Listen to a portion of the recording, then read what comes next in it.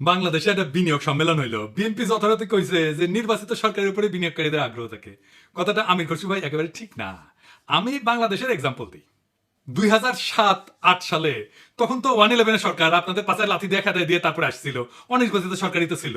FDI প্রবাহ প্রায় $1 billion ছাড়া যায়, এটা একটা রেকর্ড ছিল। আমির খসরু ভাই, আপনি তো সিনিয়র নেতা, কথাবার্তা তো বুঝে বলবেন। আপনি অ্যাকাউন্টিং এ মনে পোস্ট গ্রাজুয়েশন করেছেন, তাও তো আপনার জানা থাকার কথা যে যারা ফরেন ডাইরেক্ট ইনভেস্টমেন্ট করে তারা তিনটা সিম্পল জিনিস দেখা করে। এইটারে বলা হয় ডানিংস ওএলআই প্যারাডাইম অথবা একলেকটেক প্যারাডাইম। এটা বিখ্যাত একটা স্কলারলি মডেল যা বিদেশি বিনিয়োগ ব্যাখ্যা করতে ব্যবহার করা হয়।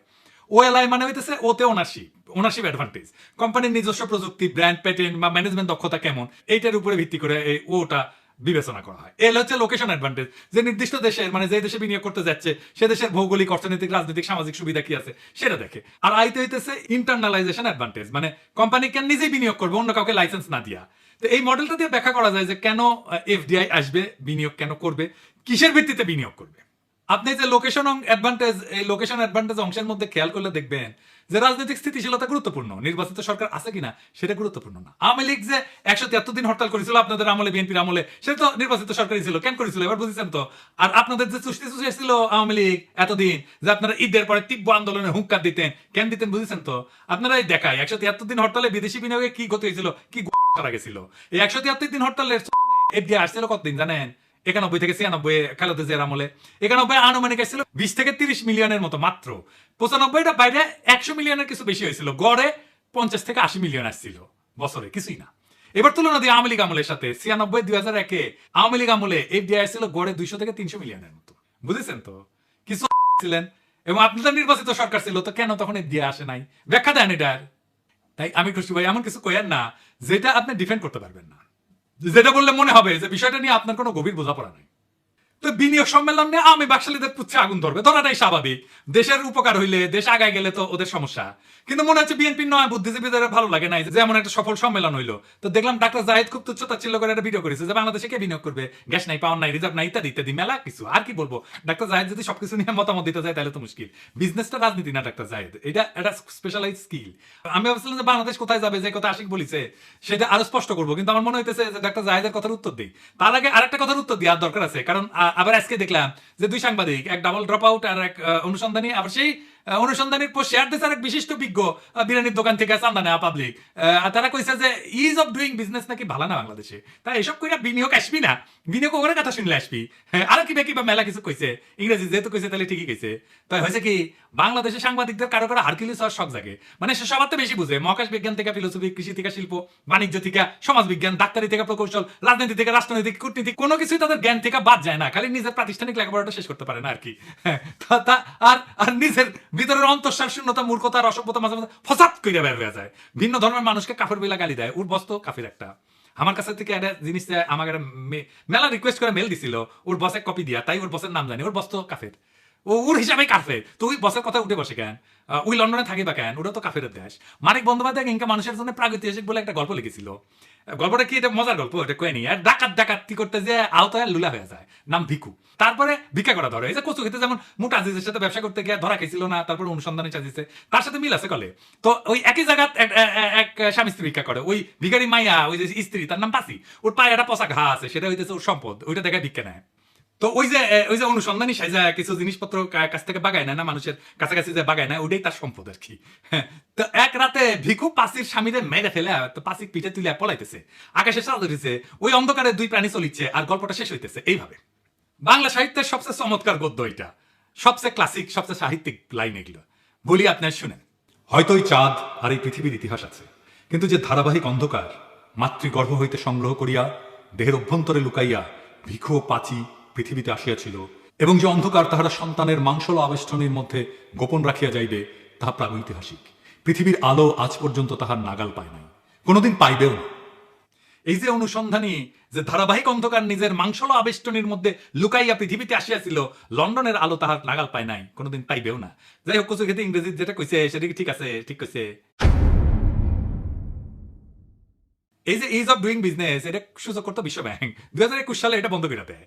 এর প্রধান কারণ ছিল তথ্য জালিয়াতি এবং রাজনৈতিক প্রভাব। চীন, সৌদি আরব এবং আজারবাইজানের র্যাঙ্ক উন্নত করতে বিশ্ব ব্যাংকের উচ্চ পর্যায়ের কর্মকর্তারা গবেষকদের উপর চাপ দিছিল, তদন্তে অনিয়মের প্রমাণ মেলে। তো তারপরে বিশ্বব্যাংক এই সিদ্ধান্ত নিয়ে 2021 সালে এটা বন্ধ করে দেয় এবং নতুন একটা সূচক তৈরির উদ্যোগ নেয়। নতুন সূচকটা কি? নতুন সূচক হইতেছে বিজনেস রেডি, এটাকে বি রেডি বলে। এটাও ওয়ার্ল্ড ব্যাংকের একটা সূচক। 2024 সালে বিশ্বব্যাংক চালু করে এই বি রেডি, যা ব্যবসা পরিচালনা, পরিবেশ, সক্ষমতা পরিমাপ করে। এই 10টা সূচকের মাধ্যমে এটা মূল্যায়ন করে। যেমন ধরেন ব্যবসা শুরু, কর প্রদান, চুক্তি প্রয়োগ, বৈদেশিক বাণিজ্য, শ্রম নিয়োগ, সম্পত্তি রেজিস্ট্রেশন ইত্যাদি। বাংলাদেশের অবস্থান এই বি রেডিতে কত? বিশ্বব্যাংকের নতুন বি রেডি সূচকে বাংলাদেশ 50টা দেশের মধ্যে 29তম। উইজারে দেখাইছে 5 বছরের পুরানা। হ্যাঁ, 2020 সালে বাংলাদেশের অবস্থান ছিল 190টা দেশের মধ্যে 168তম। তো 50টা দেশের মধ্যে 29তম। এটা ভালো হয়েছে না খারাপ হয়েছে? ভালো হয়েছে, অনেক ভালো হয়েছে না? তো গুগল করে আর বুদ্ধিজীবীতা কত? বাংলাদেশে বিনিয়োগ আসবে, বিপুল বিনিয়োগ আসবে, কারণ বিনিয়োগ ডেস্টিনেশন হিসেবে বাংলাদেশের অনেক অ্যাডভান্টেজ আছে। আগামী 5 বছরে এই দেশে আপনি চিনতে পারবেন না। আমি একটা এক্সাম্পল দিই। আপনারা জানেন আমি মার্কেটিং এর লোক, আমি মার্কেট অ্যাক্সেসের লোক না। কোম্পানি নতুন কোন মার্কেটে কাজ শুরু করবে সেটা যারা সিদ্ধান্ত নেয়, এটা হইতেছে মার্কেট অ্যাক্সেসের লোক। আমার কোম্পানিগুলো বাংলাদেশে আসছে, মানে আমি যার জন্য কাজ করি, আমি যেটি চাকরি করি, আমার কোম্পানিগুলো কি কি জানেন তো? আমি যেটা গ্লোবাল মেডিকেল রিলেশনসে কাজ করি, অনেকে ভাবে আমি কসমেটিক্স নিয়ে কাজ করি। আমি কাজ করি ভিসি ল্যাবরেটরিজ, সেরাবে, স্কিনসিউটিক্যালস, লারোস-পোজে আর স্কিন বেটার সায়েন্স নিয়ে। এই 5টা কোম্পানি আসছে, 5টা বাংলাদেশে। কত চাকরি হবে চিন্তা করেন। আমার এই টিমে রাখিছে যারা কাজ করছে এটা নিয়ে। তো এই মার্কেট অ্যাক্সেস নিয়ে পড়াশোনা করা লাগিচ্ছে, পুরে পুরে বোঝা লাগিচ্ছে এই জিনিসটা কি। তো আর বাংলাদেশ কেন একটা অ্যাট্রাক্টিভ ডেস্টিনেশন তা বুঝতে পারছি। প্রথমে বলে নি, সব শিল্পে সব বিনিয়োগে কি এনার্জি বা বিদ্যুতের প্রয়োজন হয়? ডাক্তার জাহেদ, ইনফ্যাক্ট আগামী সম্পদ সৃষ্টি হবে এমন খাত থেকে যেখানে বিদ্যুতের প্রয়োজন বেশি নাই। এটা নিয়ে একটু পরে বিস্তারিত আলাপ করবো, আলাপটা খুব ইন্টারেস্টিং হবে। আগে অন্য একটা জিনিস দেখে নি, বাংলাদেশে কেন বিনিয়োগ করবে প্রতিবেশী দেশের তুলনায় একজন বিনিয়োগকারী? আপনি যদি বিনিয়োগকারী হইতেন তাহলে আপনি কি করতেন? আসেন এটা একটু বুঝে দেখি। বাংলাদেশে করসারের দীর্ঘমেয়াদ আছে। বাংলাদেশে প্রায়োরিটি সেক্টর যেটা নবায়নযোগ্য শক্তি, আইসিটি, ফার্মাসিউটিক্যাল 10 বছর করমুক্ত সুবিধা পায়। ভারত পাকিস্তানে সর্বোচ্চ 3 থেকে 10 বছর সেক্টর ভেদে। 2 নম্বর, রপ্তানিতে উচ্চ নগদ প্রণোদনা আছে। সফটওয়্যার রপ্তানিতে 20% নগদ প্রণোদনা, ভারতে 0.5 থেকে 4.3%, পাকিস্তানের 1 থেকে 5%। এসিজেড যেটা, সেখানে 100% বিদেশি মালিকানা সম্ভব বাংলাদেশে। কোন স্থানীয় পার্টনারের প্রয়োজন নাই। ভারতের নির্দিষ্ট সেক্টরে নিষেধাজ্ঞা আছে। নারী কেন্দ্রিক প্রণোদনা, 10% নারী কর্মী নিয়োগে 20% কর রেয়াত পাওয়া যায়। প্রতিবেশী দেশগুলোর মধ্যে বাংলাদেশে কেবল এই সুবিধা দেয়। গ্রিন এনার্জিতে বিশেষ সুবিধা, সোলার প্যানেল আমদানিতে 50% ভ্যাট ছাড়, নবায়নযোগ্য প্রকল্পে 10 বছর করমুক্ত। ভারত পাকিস্তানের ট্যাক্স হলিডে কম। আমরা তো জানি বন্ডেড ওয়্যার হাউসের সুবিধা আছে, রপ্তানিমুখী শিল্পের জন্য কাঁচামাল আমদানি শুল্কমুক্ত। ভারতে এটা আছে কিন্তু খুবই জটিল প্রক্রিয়া। শ্রম খরচ সাশ্রয়ী, ন্যূনতম মজুরি বাংলাদেশে $120 মাসে, ভারতে $220 মাসে, পাকিস্তানে $150। এসিজেড এ করের হার, এসিজেড ভিত্তিক শিল্পে কর 10 থেকে 12%, ভারতে এটা 15 থেকে 18%, পাকিস্তানে এটা 20 থেকে 30%। ফার্মাসিউটিক্যালসে যে এপিআই উৎপাদনের প্রণোদনা 10 বছর করমুক্ত, ভারতে এটা সীমিত সুবিধা। আপনি বিনিয়োগকারী হলে কই বিনিয়োগ করতেন? ইন্ডিয়ায়, পাকিস্তানে না বাংলাদেশে? বাংলাদেশের তরুণদের আমি তাই তৈরি হইতে বলি, বাংলাদেশে কাজ খুঁজতে আসবে ইউরোপ থেকে। বাংলাদেশে এই জন্যই থামাইতে চায় ইন্ডিয়া, এই জন্যই প্রফেসর ইউনূসকে সরাইতে চায় তাড়াতাড়ি আমাদের বিজ্ঞজনেরা, আমাদের পলিটিশিয়ানরা, বুঝাও। 2025 থেকে 2041 পুরা বদলে যাবে বাংলাদেশ। কেমনে বদলাবে সেটা বলতেছি। এটা শুরুটা করে দিয়ে যেতে হবে প্রফেসর ইউনূসকে, এটা ফাউন্ডেশন করে দিয়ে যেতে হবে। জিয়ার আমলে বাংলাদেশ কেন সমৃদ্ধি অর্জন করেছিল জানেন? জিয়া নিজে সৎ ছিলেন। প্রধান নেতা সৎ থাকলেই বাংলাদেশের জন্য একটা বড় নিয়ামত। বাংলাদেশের এলিটদের লুটপাট যদি বন্ধ হয় তাহলে দেশ আগায় যাবে। প্রধান নেতা সৎ হইলে লুটপাট বন্ধ হয়। দুনিয়াতে বাণিজ্য হয় সম্পদ সৃষ্টির জন্য। যে দেশে সম্পদ যত বেশি, সে দেশ তত বেশি অর্থনৈতিকভাবে মজবুত। এই পৃথিবীর সম্পদ তৈরি এখন স্টিল বা সিমেন্টের উপর দাঁড়ায় তৈরি হয় না, ডেটা বা আইডিয়ার উপর দাঁড়ায় তৈরি হয়। 2025 থেকে 2041 এই সময়টা বাংলাদেশের জন্য ট্রানজিশনের যুগ। আমাদের এই সময় বাংলাদেশকে পুরা বদলাই দিতে হবে। কিভাবে বদলাবো? আমরা ব্যবসা বাণিজ্যের গ্লোবাল ট্রেন্ডকে বুঝা সেই ঢেউয়ের উপরে উঠে বসবো। শুধু অনুসরণ করলে হবে না, ট্রেন্ড সেটার হইতে হবে। চলেন এক আলাদা লেন্সে দেখি কেমনে আমরা বাংলাদেশের ইকোনমিক্স এরা বদলাই দেবো। ডাক্তার জাহেদের প্রশ্নের উত্তর এখানে পাবো। আলোচনাটা যতই মনে হতে পারে, অসুবিধা নেই, সেলসালাইয়া বুঝে যাবেন। গ্লোবাল ইকোনমির 67% এখন সেবা। কিন্তু সেবা শব্দটা একটু বোঝা মুশকিল। বাংলাদেশে আমি এটা বলি যে এক্সপিরিয়েন্স ইকোনমি। এক্সপিরিয়েন্স ইকোনমিতে আমরা খুব সহজে ঢুকে পড়তে পারবো। কিভাবে? প্রথমে ধরেন আমরা ডিজিটাল নমাড হাব করব। নামটা অদ্ভুত লাগতেছে, হ্যাঁ, আসেন এটা বুঝে দেখি ডিজিটাল নমাড হাব কি। ডিজিটাল নমাড হাব হইলে এমন একটা জায়গা, সেটা শহর হইতে পারে, গ্রাম হইতে পারে, নির্দিষ্ট স্থান হইতে পারে, যেখানে বিশ্বের বিভিন্ন দেশ থেকে আসা ডিজিটাল নমাডরা একসাথে কাজ করবে, বসবাস করবে। ডিজিটাল নমাড মানে কি? মানে যে সেই সব মানুষ যারা ইন্টারনেটের মাধ্যমে অনলাইনে কাজ করে এবং এক জায়গা থেকে বিভিন্ন দেশে ঘুরে ঘুরে কাজ করে। আমাদের ফ্রিল্যান্সাররা শুধু অনলাইনে কাজ করে, কিন্তু এরা যদি বিভিন্ন জায়গায় ঘুরে ঘুরে কাজ করতো, বিভিন্ন দেশে ঘুরে ঘুরে কাজ করতো, তাহলে তারা হয়ে যেত ডিজিটাল নমাড। এরকম ডিজিটাল নমাড অনেক আছে। তো ডিজিটাল নমাড হাবের বৈশিষ্ট্য কি? এটা দ্রুত ইন্টারনেট থাকতে হয়, সহজে ভিসা বা স্টে পারমিট পাইতে হয়। অনেক দেশ ডিজিটাল নমাডদের জন্য স্পেশাল ভিসা অফার করে। কোয়ার্কিং স্পেস থাকতে হবে যেখানে সবাই একসাথে বসে কাজ করতে পারে, কম খরচে থাকা খাওয়া, যাতে বিদেশি কর্মীরা স্বাচ্ছন্দ্যে থাকতে পারে, কমিউনিটি তৈরি করতে পারে, বিভিন্ন দেশ থেকে আসা মানুষের সাথে বন্ধুত্ব এবং যোগাযোগ হয়। আছে কি এরকম ডিজিটাল নমাড হাব? আছে, বালিতে আছে, ইন্দোনেশিয়ায়, চিয়াংমাই আছে, লিসবনে আছে, পর্তুগালে, বা তবিরিজিতে আছে, জার্জিয়া, এই সমস্ত জায়গা ডিজিটাল নমাড হাব হিসেবে পরিচিত, অনেক লোকজন যায় ওখানে। আমরা কোথায় ডিজিটাল নমাড হাব করতে পারি? সুন্দরবনে করতে পারি, কক্সবাজারে করতে পারি। কক্সবাজার শুধু সমুদ্র সৈকত না, আমরা স্মার্ট ওয়ার্ক স্টেশন রিসোর্ট করতে পারি, হাই স্পিড ইন্টারনেট করতে পারি, কোয়ার্কিং স্পেস দিতে পারি, ই ভিসা দিয়ে বাংলাদেশে বিশ্বের ফ্রিল্যান্সারদেরকে আকর্ষণ করতে পারি। আর কি করা যায় সার্ভিস সেক্টরে? হিউম্যান এআই কোলাবোরেশন করতে পারি। গার্মেন্ট শিল্পে এআই ডিজাইন টুলসের সাথে স্থানীয় কারিগরদের ক্রাফটম্যানশিপ জুড়ে দিয়ে বাংলাদেশের টেক্সটাইল প্যাটার্ন বিক্রি করতে পারি মার্কেট প্লেসে, ডিজিটাল মার্কেট প্লেসে। আর কি করতে পারি? কৃত্রিম বুদ্ধিমত্তার জন্য বা এই আর্টিফিশিয়াল ইন্টেলিজেন্সের জন্য artificial intelligence ethical training data তৈরি করতে পারি। এটা আবার কি? কৃত্রিম বুদ্ধিমত্তার জন্য এআই ট্রেনিং ডেটা লাগে, এথিক্যাল ট্রেনিং ডেটা। কারণ এআই যেভাবে শেখে তার ভিত্তি হলো ট্রেনিং ডেটা, স্কুলে পড়ার মতো বা কলেজে পড়ার মতো। এই ডেটা যদি পক্ষপাত দুষ্ট হয়, অসম্পূর্ণ হয়, সাংস্কৃতিকভাবে অসংবেদনশীল হয়, তাহলে আর্টিফিশিয়াল ইন্টেলিজেন্সের সিদ্ধান্ত হবে ত্রুটিপূর্ণ, বৈষম্যমূলক বা ক্ষতিকর।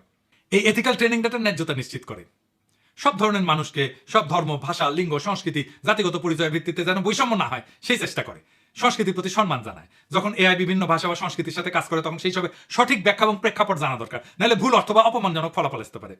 বিশ্বাসযোগ্যতা, মানুষ তখনই এর উপরে আস্থা রাখতে পারে যখন তারা দেখবে এর ফলাফলে ন্যায্যতা, সহানুভূতি আছে, নৈতিকতা আছে। এথিক্যাল ডেটা সেই ভিত্তিটা করে দেয়। আইনি আর সামাজিক ঝুঁকি কমানো যায়। অনেক দেশে এখন এআই নৈতিকতা এবং জবাবদিহিতা নিয়ে আইন তৈরি হইতেছে। এথিক্যাল ডেটা ব্যবহার করলে ভবিষ্যতের আইনি জটিলতা এড়ানো যাবে। আর কি? স্থানীয় দক্ষতার মূল্যায়ন, বিভিন্ন ভাষা, সংস্কৃতি, ধর্ম এই সমস্ত বোঝার জন্য কাজের সুযোগ তৈরি হয়। যেমন বাংলা ভাষা, লোকজ সংস্কৃতি, এই সমস্ত লেবেলিং এর বিশেষজ্ঞরা আন্তর্জাতিকভাবে কাজ করতে পারেন। যারা কোরআনের তাফসির জানেন তারা কোরআনের তাফসির বলতে পারেন বাংলায়। এটা এথিক্যাল ট্রেনিং ডাটা হিসেবে যুক্ত হতে পারে। বাংলাদেশের সংস্কৃতি, বাংলাদেশের নৈতিকতা, বাংলাদেশের মূল্যবোধ, এইসব নিয়ে কোডিং ট্যাগিং করে আমরা ট্রেনিং ডাটা তৈরি করতে পারি। আমরা যদি আমাদের কালচারকে প্রমিনেন্ট করতে চাই, বাঙালি মুসলমানের সংস্কৃতি, এমনকি ইসলাম ধর্ম, এমনকি বাংলাদেশের মূল্যবোধ, তাইলে আমরা এথিক্যাল ট্রেনিং ডাটা বানাইতে পারি। বিশাল বাজার এটার মার্কেট ইন্ডিয়া নেবে না, অন্য কেউ নেবে না, কারণ এটা তো আমাদের কাজ, এটা আমার জায়গা, আমি মাস্টার এখানে, বুঝে যাও। এই এথিক্যাল এআই ট্রেনিং ডাটা এক্সপোর্টের সুযোগ আছে বিশ্বের বিভিন্ন দেশে। আপনি যদি বাংলা ভাষা, ইসলাম ধর্ম, লোকসঙ্গীত, ঐতিহ্য, সামাজিক প্রেক্ষাপট ভালো বোঝেন, তাহলে এই সাংস্কৃতিক উপাদানগুলো লেবেলিং, ট্যাগিং এবং শ্রেণীবিন্যাস করে আন্তর্জাতিক প্রযুক্তি সংস্থার কাছে এথিক্যাল ট্রেনিং ডেটা হিসেবে বিক্রি করতে পারবেন। এই কাজের মাধ্যমে একদিকে যেমন এআই কে সাংস্কৃতিক দৃষ্টিকোণ থেকে ন্যায্য, নৈতিক, এথিক্যাল, মানবিকভাবে গড়ে তুলতে সাহায্য করবেন, তেমনি এটা হতে পারবে বাংলাদেশের জন্য একটা নতুন রপ্তানি খাত, সাংস্কৃতিক জ্ঞান ভিত্তিক ডেটা এক্সপোর্ট। 2 নম্বর তথ্য যা মনে রাখতে হবে তা হইতেছে ইনটেনজিবল অ্যাসেট বা অদৃশ্য সম্পদ। S&P 500 এর 90% মূল্য হতেছে অদৃশ্য। তাহলে বুঝে নিই এই S&P 500টা কি, এটার গুরুত্ব কি। S&P 500 হইতেছে স্ট্যান্ডার্ড অ্যান্ড পোর্স 500 ইন্ডেক্স। পোর মানে গরিব না আর কি, সহজভাবে বললে হলে এটা একটা স্টক মার্কেটের সূচক, যা যুক্তরাষ্ট্রের সবচেয়ে বড় 500টা পাবলিক কোম্পানির শেয়ারের পারফরমেন্সকে একত্রে তুলে ধরে। সহজ ভাষায় যদি ব্যাখ্যা করে বলি, তাহলে ধরেন আপনি মার্কেটের সামগ্রিক অবস্থা জানতে চান, তখন আপনি প্রত্যেকটা কোম্পানি খবর না দেখে শুধু শীর্ষ 500টা বড় কোম্পানির অবস্থা দেখেন। যেমন ধরেন অ্যাপল, মাইক্রোসফট, গুগল, অ্যামাজন ইত্যাদি। এই 500টা কোম্পানির গড় ওঠানামা, মূল্যবৃদ্ধি বা হ্রাস একত্র করে S&P 500 সূচক তৈরি করা হয়। যখন এই সূচক বাড়ে তখন বোঝা যায় মার্কেট ভালো, কমলে বোঝা যায় বাজারে মন্দাভাব আছে। S&P 500 এর লিস্টেড থাকা মানে হইতেছে সেই কোম্পানি মার্কেট ভ্যালুতে বড়, লাভজনক এবং সাধারণ বিনিয়োগকারীর কাছে এর স্টক খোলা আছে। এই তালিকায় থাকা মানে কোম্পানিটা খুবই গুরুত্বপূর্ণ এবং স্থিতিশীল বলে বিবেচিত। অনেক ফান্ড, যেমন পেনশন ফান্ড বা মিউচুয়াল ফান্ড, এই সূচকের কোম্পানিগুলোতে বিনিয়োগ করে, যেগুলো এই যে S&P 500 আছে। এই S&P 500 বলতেছে যে পৃথিবীর 90% সম্পদ ইনটেনজিবল বা অদৃশ্য সম্পদ। মানে এটা বাড়ি, কারখানা, ছাপানো টাকা, এমনকি সোনা, ডায়মন্ড, রূপা, এই সমস্ত মতো না, দোকান, জায়গা জমির মতো না, এগুলো ধরা যায় না, ছোঁয়া যায় না। তাহলে বাংলাদেশের অদৃশ্য সম্পদ কি? বাংলাদেশের ইনটেনজিবল অ্যাসেট হইতেছে এমন সম্পদ যেগুলো দেখা যাবে না, ছোঁয়া যাবে না, কিন্তু অর্থনৈতিক মূল্য আছে এবং দেশের প্রবৃদ্ধি এবং পরিস্থিতিতে ভূমিকা রাখে। এগুলো ব্যক্তি, প্রতিষ্ঠান বা পুরো দেশের ক্ষেত্রে প্রযোজ্য হতে পারে। আমাদের ভাষা, ধর্ম, নকশিকাথা, আমাদের ঐতিহ্য, আমাদের মূল্যবোধ, মুসলিমের স্মৃতি, জামদানি, কৃষাপাত, open source coding community, Bangla content, professor Yunus, online activist, প্রবাসী ডায়াসপোরা, আমরা সবাই ইনটেনজিবল অ্যাসেট। আমরা ডিজিটাল হেরিটেজ লাইব্রেরি করতে পারি, 3D স্ক্যানিং করে প্রত্নতত্ত্ব, ঐতিহ্যবাহী পোশাক ডিজিটালাইজেশন করতে পারি, NFT আর্ট মার্কেট করতে পারি। এই NFTটা তাইলে কি, এটা কিভাবে কাজ করবে? NFT মানে হইতেছে নন ফাঞ্জিবল টোকেন।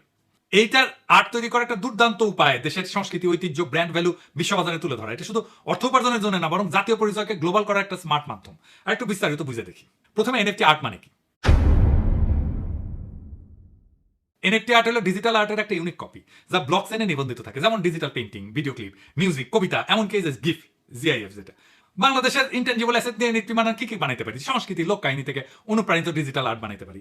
জামদানি বা নকশিকাতা ডিজাইন আধুনিক রঙে রিইমাজিন করে আমরা বানাইতে পারি। পয়লা বৈশাখের শোভাযাত্রা, 21শে ফেব্রুয়ারি, 24শে বর্ষা বিপ্লব, এই বিপ্লবের গ্রাফিতি, ভিডিও ক্লিপ, বৈশাখী মেলা, এসব থিমে এনএফটি প্রিন্টিং করতে পারি, অ্যানিমেশন করতে পারি। লোক কাহিনী, পুরাণ, নকশিকাতার মাত, বেহুলা লক্ষিন্দর নিয়ে ডিজিটাল ইলাস্ট্রেশন করতে পারি। ঐতিহাসিক মুহূর্ত বা ব্যক্তি, বর্ষা বিপ্লবের অ্যানিমেটেড ক্লিপ, অডিও আর্ট, বর্ষা বিপ্লবের পোস্টার ডিজাইন এনএফটি করতে পারি। খিরসা পাতাম, জামদানি, শীতলপাটি এসব নিয়ে এনএফটি অ্যানিমেশন করতে পারি। মেড ইন বাংলাদেশ ট্যাগ নিয়ে গার্মেন্টস শ্রমিকের গল্প বলতে পারি, সেটাকে এনএফটি করতে পারি। সাউন্ড এবং মিউজিক এনএফটি করতে পারি, যেমন ধরেন পল্লীগীতি, ভাওয়া, নজরুল গীতি, বর্ষা বিপ্লবের র্যাপ, এগুলো রিমিক্স বা ফিউশন ভার্সন এনএফটি হিসেবে প্রকাশ করতে পারি। দোতারা বা একতারা, যেগুলো আমাদের নিজেদের যন্ত্র, সেই বাদ্যযন্ত্রদের পরিবেশনা করতে পারি, এনএফটি আর্ট তৈরি করতে পারি। এটা কেমনে বিক্রি করতে হয়, এটা তৈরি করতে হয় কেমনে, এটা একটু বুঝাই কই। মির্জা আব্বাসকে একটু কইয়া দিয়েন, চান্দা তোলা ছাড়াও আগামী দুনিয়ায় উপার্জনের অনেক উপায় আছে। উনি তো চান্দা তোলা ছাড়া কিছু জানেন না, শিখা রাখুক। প্রথম ধাপে আইডিয়া এবং ডিজাইন, যেমন লোকশিল্প, ইতিহাস, কবিতা বা সাউন্ড ক্লিপ থেকে অনুপ্রাণিত হয়ে ডিজাইন তৈরি করতে হবে। এখানে ডিজিটাল আর্টিস্ট বা এআই ইমেজ জেনারেটর ব্যবহার করতে পারেন। 2 নাম্বার, ব্লকচেনে এটা মিন্ট করতে হয়, মিন্টিং বলে। মানে একটা এনএফটি মার্কেট প্লেস, যেমন ধরেন ওপেনসি, এখানে একটা অ্যাকাউন্ট খুলতে হবে, তারপর আপনার ডিজিটাল ফাইল আপলোড করতে হবে, কইরা ব্লকচেনে রেজিস্টার করতে হবে, এটাই বলে মিন্টিং। 3 নাম্বার ধাপ হচ্ছে বিক্রির জন্য তালিকাভুক্ত করতে হবে, মূল্য ঠিক করতে হবে। আপনি এটা রয়্যালটি সহকারে বিক্রি করলে কত নেবেন, বিডিং করলে কত, এগুলো ঠিক করলেন। আপনার এনএফটি কে কিভাবে বাংলাদেশকে রিপ্রেজেন্ট করে তা গল্পের মাধ্যমে বলেন। 4 নাম্বার হচ্ছে প্রমোশন, সোশ্যাল মিডিয়াতে তুলে ধরেন। প্রবাসী বাংলাদেশিদের কাছে এবং এনএফটি কালেক্টর আছে, তাদেরকে টার্গেট করে আপনি মার্কেটিং করেন। আমরা মুসলিম নিয়ে দারুণ কাজ করতে পারি, কিভাবে আসেন একটু বুঝে দেখি। প্রাচীন ঢাকায় মুসলিমের হারানো কৌশল ন্যানো টেকনোলজি দিয়ে পুনরুদ্ধার করে একে বিশ্বের লাক্সারি ফ্যাশন মার্কেটে ফিরে আনার প্রকল্প নিতে পারি।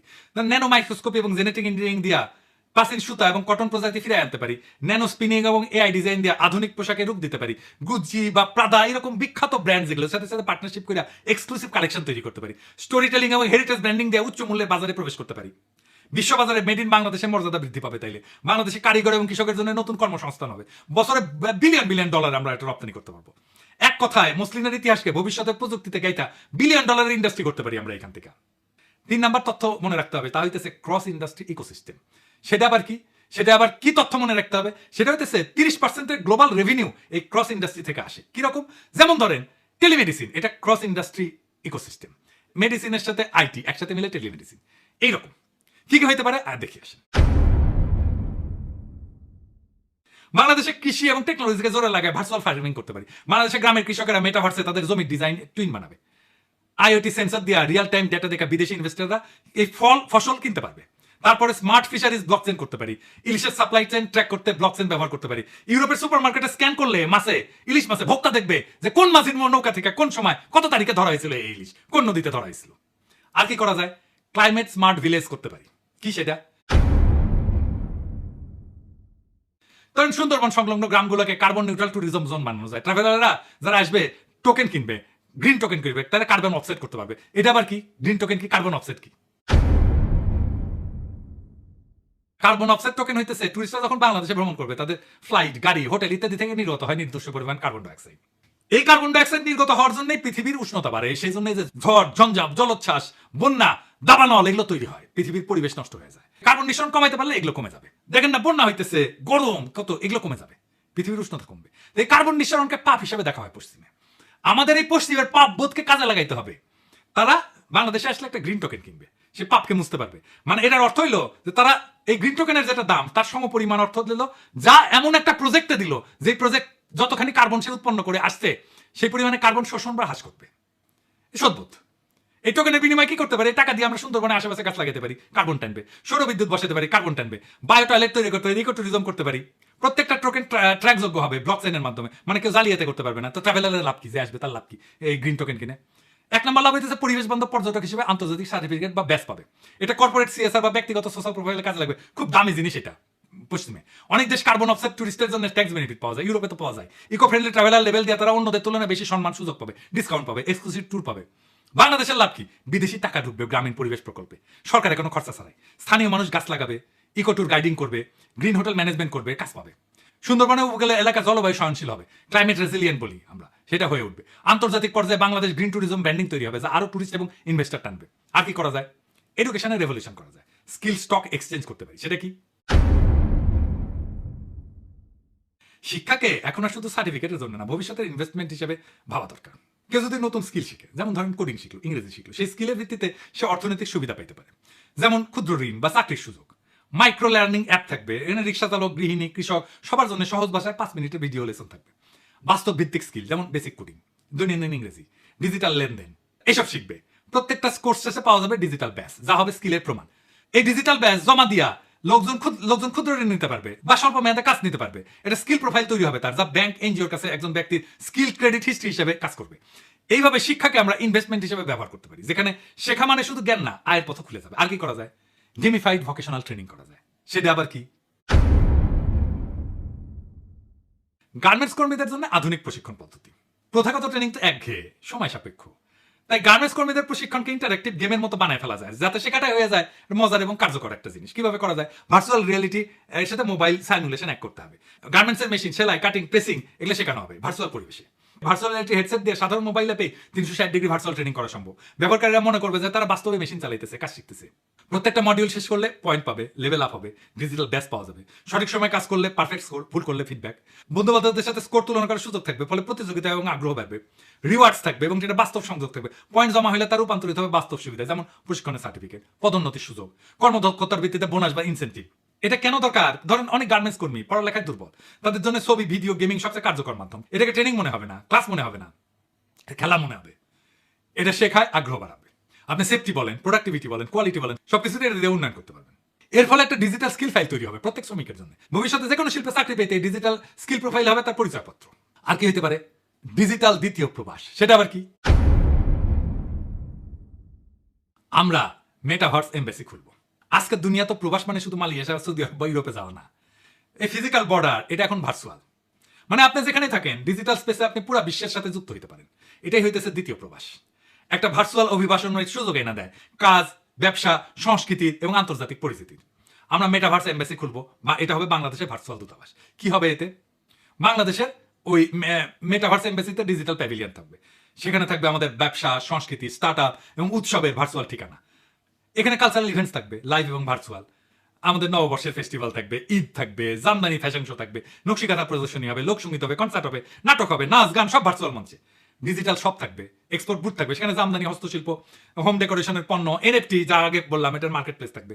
প্রবাসীদের জন্য রেমিটেন্স ইনভেস্টমেন্ট গাইড থাকবে, বাংলা কোচিং থাকবে প্রবাসীদের ছেলেমেয়েদের জন্য, সব ভার্চুয়াল সহায়তায়। ভার্চুয়াল সেবা দান করবো, এখানে আমরা ই পাসপোর্ট অ্যাসিস্ট্যান্স দেবো, চাকরি সংক্রান্ত গাইডলাইন দেবো, ভার্চুয়াল কনসালটেশন দেবো। এখানে স্টার্ট আপ এবং ইনোভেশন জোন থাকবে। বিশ্বের যে কোনো জায়গা থেকে তরুণেরা বাংলাদেশের স্টার্ট আপ প্রজেক্টের যে পিস সেটা শুনতে পারবে, যে কেমন এই স্টার্ট আপে বিনিয়োগ করা যাবে কিনা। ফান্ডারদের সাথে নেটওয়ার্ক তৈরি করে দেবে। এর কারণে যে বাংলাদেশি তরুণদের একটা বিশাল অংশ গ্লোবাল মার্কেটের সাথে যুক্ত হতে চায়, কিন্তু ইনফ্রাস্ট্রাকচার এবং এক্সপোজারের ঘাটতি আছে। ডিজিটাল দ্বিতীয় প্রবাস মানে হচ্ছে যে ঘরে বসে আন্তর্জাতিক পরিচয় এবং অংশগ্রহণ। বিশ্ব যেখানে আমাদের দোরগোড়ায় চলে আসছে, ওইখানে বাংলাদেশের দরজাটাও মেটাভার্সে খুলে দিতে হবে। এটাই হবে ভবিষ্যতে ডিজিটাল নেশন মডেলের প্রথম পদক্ষেপ।